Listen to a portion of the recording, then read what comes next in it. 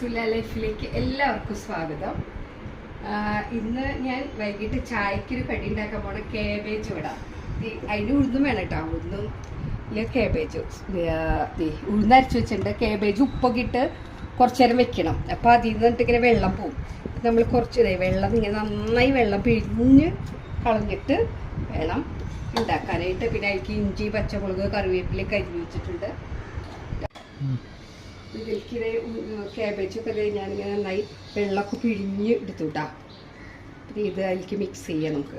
Cabbage, ഈ ഇഞ്ചി, പച്ചമുളക്, കറിവേപ്പില ഇഷ്ടം പോലെ വേണ്ട കേട്ടോ. എൻ്റെ ഉണ്ടായില്ല, കുറച്ചുണ്ടായുള്ളൂ. അപ്പോൾ ഞാനൊരു കുറച്ച് ഒത്തിരി ഇട്ടുള്ളൂ. പിന്നെ നമുക്ക് വേണമെങ്കിൽ കുറച്ച് കുരുമുളക് വെറുതെ ചതച്ചത, അതൊക്കെ നമ്മുടെ ഇഷ്ടത്തിന് എന്തെങ്കിലുമൊക്കെ ചെയ്യാം. ഇത് ഒരു കുറച്ച് വേണമെങ്കിൽ കായപ്പൊടിയിൽ വേണമെങ്കിൽ ഇടാം, തരി വേണമെങ്കിൽ ഇടാം.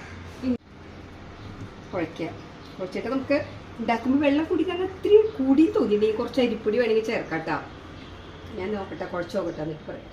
ഇങ്ങനെ ഇതൊക്കെ ആക്കിയിട്ടതേ അമ്മ ഇതിലേക്ക് വട ഇങ്ങനെ എല്ലാം ഉണ്ടാക്കിയിട്ട് ഞങ്ങൾ ഉണ്ടാക്കിയിട്ട് കാണിച്ചു തരാം കേട്ടോ. ഇങ്ങനെ ഇടുന്ന് ഇതേപോലെ ഇങ്ങനെ നമ്മുടെ വട ചിരിച്ചാൽ അത്രയ്ക്ക് ഇവിടെ ആയിട്ടില്ല, എന്നാലും കുഴപ്പമില്ല. വട അതേ ചട്നി, ഗ്രീൻ ചട്നി, ഇത് ലെമൺ മിൻറ്റ് ടീ കൂടിയിട്ട് ഇങ്ങനെ ചായ കുടിക്കാൻ പോവാം.